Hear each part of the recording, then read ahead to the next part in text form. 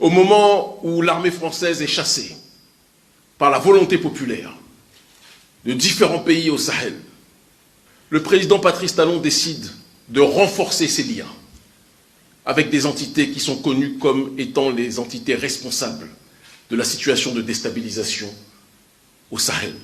Les graves accusations de Kémi Séba sur le Bénin au Niger sont balayées du revers de la main par le porte-parole du gouvernement béninois. En marge du point de presse du Conseil des ministres du mercredi 22 mai 2024, Wilfrid Léon Gbedi a réagi aux allégations de l'activiste franco-béninois Kémi Séba concernant la présence présumée de légionnaires français sur le territoire béninois. Il faut s'en convaincre.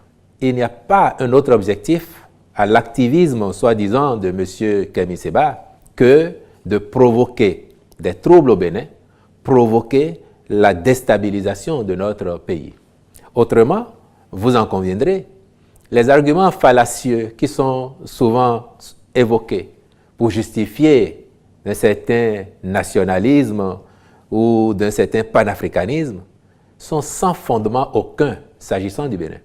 Et chaque fois que nous l'avons mis face à ces mensonges, en démontrant à l'opinion que ces accusations étaient totalement infondées et farfelues, les heures d'après, c'est une autre invention qui apparaît.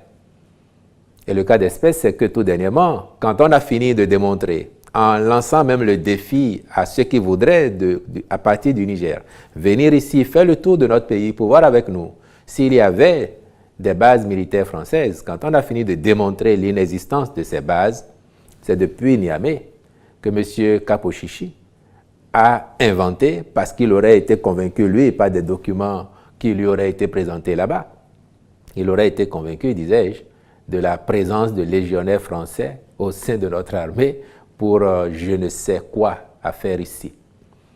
Les Béninois ont compris que sa seule mission, parce que c'est de ça qu'il vit, ses commanditaires le nourrissent pour cela, c'est de favoriser les troubles ici, c'est de favoriser la déstabilisation de notre pays. Fort heureusement, le gouvernement a travaillé depuis les années 2016-2017 à renforcer notre pays en toutes ses composantes, y compris au plan de la sécurité intérieure et de la préservation de l'intégrité de notre territoire. Le nationalisme, le souverainisme, me semble-t-il, devrait d'abord se nourrir du patriotisme. Et de M. Kémi Séba, je n'en ai noté nulle trace. À tel point d'ailleurs que ses comparses à lui, vous l'aurez observé vous aussi des médias, ils ne s'en prennent jamais à leur pays d'origine, comme si tout allait bien là-bas et qu'au Bénin c'était l'enfer. Mais lui, à chaque prise de parole, il faut descendre le Bénin de sa réputation qui est de plus en plus renforcée aujourd'hui, pays attractif, pays de gens sérieux, où on travaille bien, on fait les choses de mieux en mieux. Je n'ai jamais entendu les Nathalie Yam critiquer le Cameroun parce que tout serait mauvais là-bas. Je n'ai jamais entendu ça. Donc eux au moins encore, je crois qu'ils savent ce que c'est que d'être le ressortissant d'un pays, d'appartenir à une communauté nationale. Et donc je voudrais enfin dire à notre compatriote, puisque c'en est un, M. Kapo-Chichi alias Kémi Séba, je pense qu'il est temps qu'il change la lame, comme aurait dit le professeur Mombi de regretter mémoire, à qui je ne peux qu'emprunter cette belle expression pour lui dire d'aller trouver mieux comme argument s'il a envie d'être un panafricaniste digne du nom. Les militaires nigériens, où est-ce qu'ils ont été formés? Au Burkina, au Tilaberi, à Gaïa, à Dosso, mais la plupart des officiers supérieurs sont allés se faire former en France. Pourquoi aujourd'hui? Parce qu'ils sont en rupture de banc avec la France. Nous aussi, on doit rompre avec la France. Je voudrais dire au peuple nigérien, au peuple frère, que si une armée doit attaquer le Niger à partir de Bénin, il faudrait que cette armée-là ait d'abord vaincu et tué le dernier Béninois avant de pouvoir traverser la frontière. Nous voulons qu'on nous pende pour nos péchés, mais il ne faut pas qu'on nous pende pour des affabulations. Parlons de Madé Kali, où il y aurait une base. Madekali, pour vous qui ne le savez pas, c'est une base navale. Ce sont les marins qui sont là. Et ils sont combien? Et Madekali n'est pas proche du Niger. Madekali est plutôt du côté vers le Nigeria. Quand tu quittes Madekali, c'est dans le Nigeria que tu entres. Si quelqu'un doit s'inquiéter, dont veut l'attaquer, ça devrait être le Nigeria. À Madekali, ils utilisent plus le Naira que le franc CFA. Comment ça se fait que pour justifier une peur du peuple nigérien, notre frère Kémi Séba, Nathalie Yam viennent ajouter de leur contre-vérité, mais nous ne les jugeons pas. Nous ne les jugeons pas, nous les invitons. S'ils veulent, nous allons cotiser, leur acheter le billet. Leur séjour sera pris en charge, pas par le gouvernement, mais par le peuple béninois. Et je suis prêt à participer à ce financement-là pour qu'ils viennent nous rendre visite et se rendre compte que ce sont des affabulations. Aussi, j'en aurais terminé, avec les Nigériens, nous avons créé, plutôt ressuscité, l'OCBN, l'Organisation Commune Bénin-Niger pour la restauration du climat de paix et la fraternité entre nos peuples. Parce que pendant que je vous parle ici, les Nigériens attendent que je leur envoie ce point de presse afin qu'ils le distribuent dans leur pays. Parce qu'une psychose est née quand Nathalie Yam et Kémi Séba ont tenu leurs propos. C'est dommage. Je crois que c'est la jeunesse qui paie mon frère, mon jeune frère Kémi Séba. Bon, Nathalie Yam, je ne sais pas, peut-être la ménopause, j'en sais rien. Mais enfin, on ne peut pas dire ça d'un peuple. On ne peut pas dire ça. On ne peut pas dire ça d'une ethnie. Les peuples ont leur responsabilité individuelle dans le djihadisme, mais il n'y a pas que les peuples. Vouloir faire de l'ethnie peul, l'ethnie par essence du djihadisme, c'est jeter en pâture toute une ethnie. Et ça, nous n'allons pas l'accepter.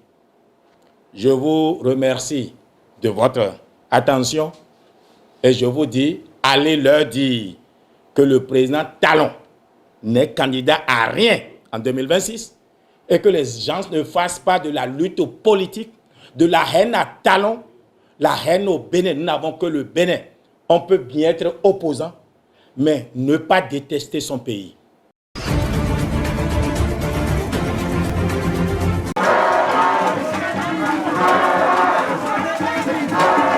C'est désormais chose faite.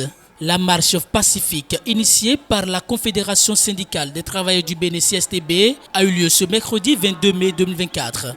Sous la pluie, ces travailleurs de la CSTB ont marché pour dénoncer la cherté de la vie qui sévit actuellement dans le pays, mais aussi les différentes sortes de répression ainsi que la gouvernance du régime actuel de façon globale. Vous avez affronté la pluie. Il n'y a pas encore cette chose-là que nous ne pourrons affronter dans ce pays. Nous, cette marche, c'est une marche contre la faim, non au chômage des jeunes.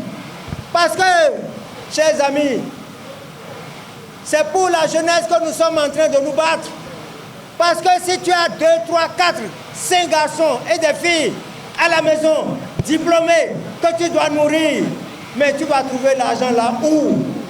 De l'Étoile Rouge, en passant par l'église Saint-Jean, le carrefour Une-Africa, la marche a chuté à la Bourse du Travail pour lecture de la motion. Le pouvoir de la rupture a progressivement instauré un État policier en lieu et place de l'État de droit. Conséquence, les citoyens sont réprimés sauvagement par la police à ordre. Le cas de la répression des motocyclistes pour non-port de casque en est une illustration. La mauvaise gouvernance installée depuis 2016 avec tout pour le privé a occasionné la fermeture des entreprises d'État. Sonapra, ONASA, ONS, Bénin Télécom, SA, Sonacop et beaucoup d'autres ont conduit des milliers de travailleurs au chômage. Sous le pouvoir du président Patrice Talon, les contrats sont à durée déterminée et renouvelables à vie. Tout est fait pour que le patron licencie les employés du privé à tout moment. On n'a pas hésité à mettre des milliers d'agents en uniforme à la retraite d'office. Le peuple travailleur a été systématiquement affamé, appauvri par des multitâches et rançonnements. La multiplication et l'augmentation des taxes et impôts ont contribué au renchérissement des prix des produits de première nécessité. La marche d'aujourd'hui constitue une victoire. C'est la consécration que plus jamais aucune entrave ne pourra être mise ni tolérée à ce droit de manifestation pacifique. Droit et solide dans ses bottes, le secrétaire général de la CSTB, Naini Kassamampo, ne changera pas de ton face aux différents motifs de cette marche. Il fait encore parler de lui. Nous allons marcher encore.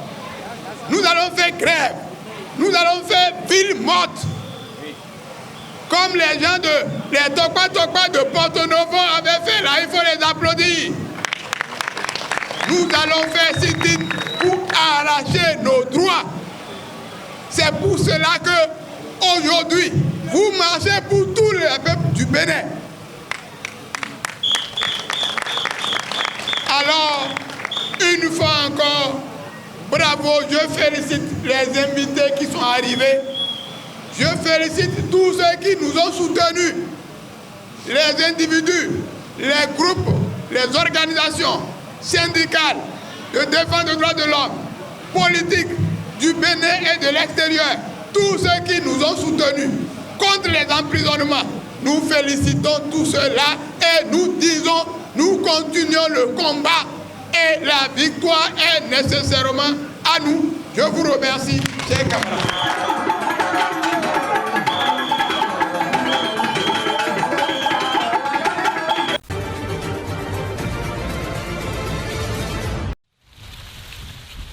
Le phénomène climatique El Niño, qui exacerbe les impacts de la crise climatique au niveau mondial, entraîne des sécheresses, des inondations et des cyclones tropicaux plus fréquents et plus intenses. Ces modifications significatives des schémas météorologiques ont un impact sévère sur l'agriculture dont dépend notamment 70% de la population d'Afrique australe pour sa subsistance. La région a connu de graves conditions de sécheresse, ce qui a plongé des millions de personnes dans la faim. Parmi les trois principaux facteurs de la faim, à savoir les conflits, les chocs économiques et les extrêmes climatiques, la dimension climatique est celle qui peut être prédite de la manière la plus fiable, et cela vaut également pour les sécheresses et les inondations liées à El Niño. Nous avons donc ce qu'il faut pour prévoir ces événements dommageables et pour protéger les vies avant qu'elles n'aient besoin d'être sauvées. Ce que nous devons faire, c'est rendre ces systèmes et ces processus accessibles et disponibles, y compris dans les contextes fragiles où les gens sont généralement déconnectés de ces services. Dans d'autres régions, le phénomène climatique El Niño a contribué à de fortes pluies et à des inondations soudaines, touchant près de 850 000 personnes au Kenya, en Somalie, au Burundi et en Tanzanie. Les récoltes ont été détruites et le bétail est mort et des personnes ont été déplacées.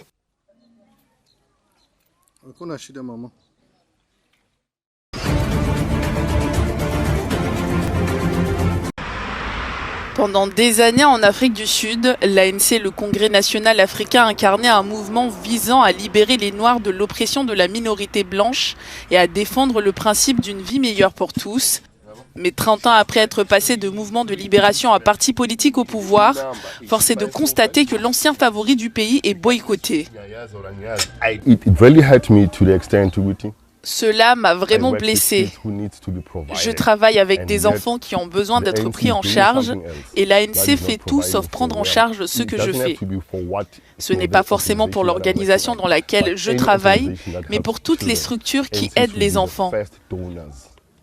L'ANC devrait être le premier donateur à aider à s'assurer que l'enfant noir africain va à l'école avec des chaussures et a de quoi manger. Parce qu'on ne peut pas aller en classe l'estomac vide, on ne peut rien apprendre. C'est donc vers 2010-2011 que j'ai décidé de changer de parti. À quelques jours des élections du 29 mai, l'ANC est confrontée à la grogne des Sud-Africains qui estiment qu'il n'a pas tenu ses promesses. Je ne participerai pas au scrutin car honnêtement, que je vote ou non, j'ai l'impression que c'est toujours le même parti qui gagnera. Je fais partie de la minorité qui dit qu'elle ne votera pas. Et quel que soit le parti pour lequel la majorité votera, le parti au pouvoir depuis 2 décennies sera encore là pour une autre décennie. J'ai l'impression que c'est un gaspillage d'énergie. Si certains Sud-Africains décident de déserter les bureaux de vote, d'autres font le choix de se tourner vers le parti politique MK qui promet entre autres de réduire la pauvreté. Le parti au pouvoir n'a pas réussi à satisfaire nos besoins. Nous avions nos contestations et elles n'ont pas été traitées. La raison pour laquelle nous avons rejoint le parti MK est que nous voulons y remédier. L'ANC a échoué. L'ANC lutte pour conserver sa majorité parlementaire, mais les élections pourraient l'obliger à former un gouvernement de coalition nationale. Il s'agirait alors du plus grand changement politique post-apartheid. Ademola Lookman offre le trophée de l'Europa League à Atalanta avec une victoire 3-0 face au Bayer Leverkusen. Le héros du triplé n'avait jamais marqué 10 buts en une saison. Désormais auteur de 15 buts au cours de ses 2 saisons en Italie, il s'est exprimé sur le ressenti de l'équipe lors de cette finale.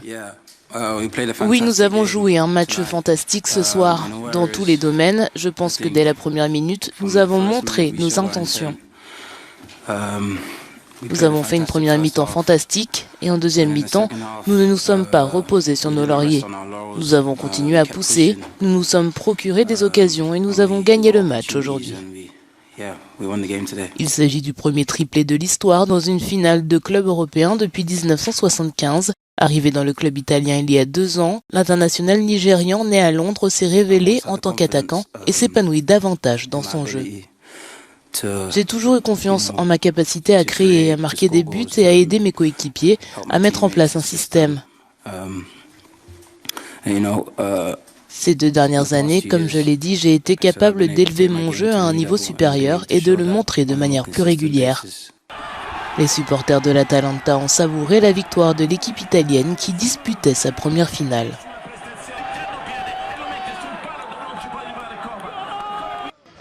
L'Atalanta a toujours obtenu des résultats incroyables, mais ce soir, ils ont montré comment jouer au football. Lookman et Scamacca ont toujours fait des choses incroyables. Magnifique, génial, c'est une grande émotion. Nous avons poursuivi cet objectif pendant de nombreuses années et nous l'avons atteint. Merci à Dieu, merci à tout le monde, aux supporters et aux joueurs. En perdant la finale de l'Europa League, les joueurs du Bayer Leverkusen ont perdu leur premier match de la saison.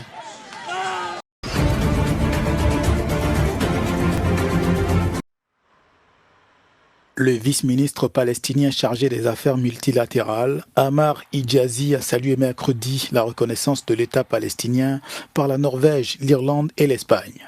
Il s'agit d'une reconnaissance historique. Selon nous, cette étape intervient à un moment critique où Israël et l'occupation tentent de faire dérailler ce conflit et de détruire les chances de parvenir à la paix entre les peuples. Ces pays se sont levés pour dire que la seule voie vers la paix, la justice et la sécurité dans cette région est d'accorder au peuple palestinien son indépendance, ses droits et en particulier le droit à l'autodétermination.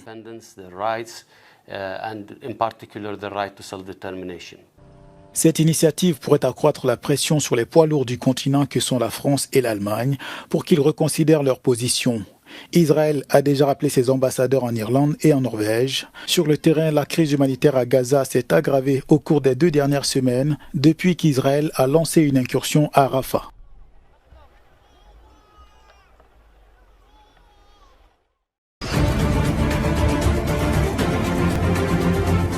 Avec seulement 12 hôpitaux sur 36 partiellement fonctionnels, le système de santé de l'enclave palestinienne peine à faire face aux dizaines de milliers de blessés de la guerre.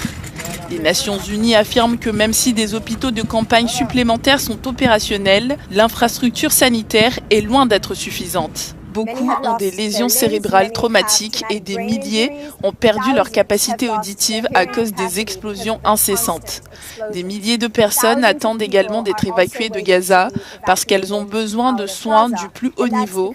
Les personnes ne peuvent pas y accéder en restant à l'intérieur de Gaza parce que le système de santé est à bout de souffle. Depuis le début de la guerre, les opérations militaires israéliennes lancées en représailles touchent durement le système de santé de Gaza. Une aide-soignante a déclaré qu'elle et son équipe avaient été attaquées alors qu'elle quittait un hôpital pour une route sûre. Al-Shifa, le plus grand hôpital de l'enclave où se trouvaient des dizaines de milliers de déplacés, a été entièrement détruit par une attaque israélienne.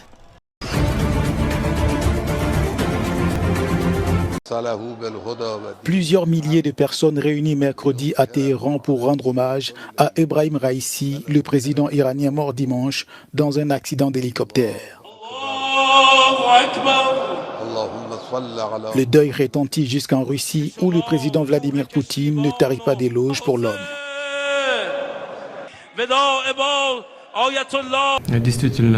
En effet, c'était un partenaire très fiable, un homme direct, sûr de lui et surtout guidé par les intérêts nationaux. C'était un homme de parole et c'était un plaisir de travailler avec lui. Je veux dire par là que si nous nous mettions d'accord sur quelque chose, nous pouvions être toujours sûrs que les accords seraient respectés.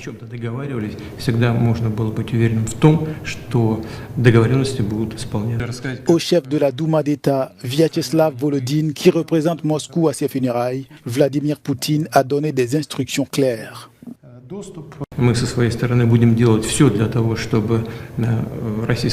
Pour notre part, nous ferons tout pour que les relations russo-iraniennes se poursuivent dans cette voie. Veuillez transmettre ces mots aux dirigeants iraniens et si nos collègues le demandent, nous sommes prêts à faire tout ce qui est en notre pouvoir pour aider.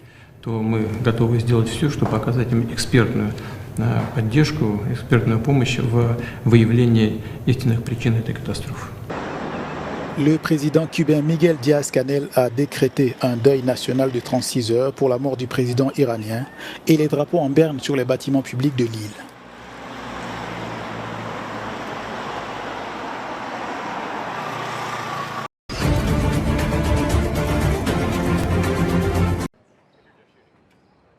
Le président kényan William Ruto a été accueilli par son homologue américain Joe Biden à la Maison-Blanche à Washington. Cette visite d'État de 3 jours a commencé par une réunion avec les dirigeants du secteur technologique et des chefs d'entreprise. Le chef d'État américain a notamment souligné la longévité des relations diplomatiques entre les États-Unis et le Kenya. Aujourd'hui, alors que nous célébrons 60 ans de liens entre nos deux pays, il est clair que nos peuples sont la véritable force de ce partenariat. Et dans un partenariat qui fonctionne bien. Nulle part ailleurs, cela n'est plus important que dans le domaine de l'innovation. C'est pourquoi nous avons tant d'entreprises autour de cette table, de la Silicon Valley à la Silicon Savannah. Nos collaborateurs nous ont fait progresser et ont été les pionniers de nouvelles technologies qui transforment des millions de vies. Le président Joe Biden a lancé ce qu'il a appelé une nouvelle ère de partenariat entre les deux pays, confirmant un désir mutuel d'entreprendre des projets de développement du secteur technologique, mettant l'accent sur l'innovation. Nous lançons une nouvelle ère de coopération technologique entre le Kenya et l'Amérique, y compris de nouveaux échanges et investissements dans les domaines clés de la cybersécurité, de l'intelligence artificielle et des semi-conducteurs. Et ces progrès sont dus en grande partie aux dirigeants présents autour de cette table.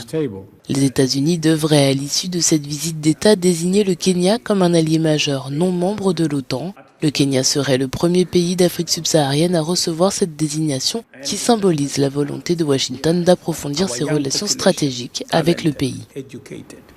Notre jeune population talentueuse, éduquée, innovante et la technologie américaine de pointe, ainsi que les capitaux d'investissement et les investisseurs avides d'opportunités, non seulement au Kenya mais aussi sur notre continent, sont parfaitement adaptés à ce moment. Je pense que nous vivons un moment historique pour explorer les possibilités d'investissement entre le Kenya et les États-Unis. Cette visite intervient alors que les États-Unis se préparent à déployer des forces en Haïti dans le cadre des efforts déployés par l'ONU pour faire face à la crise sécuritaire.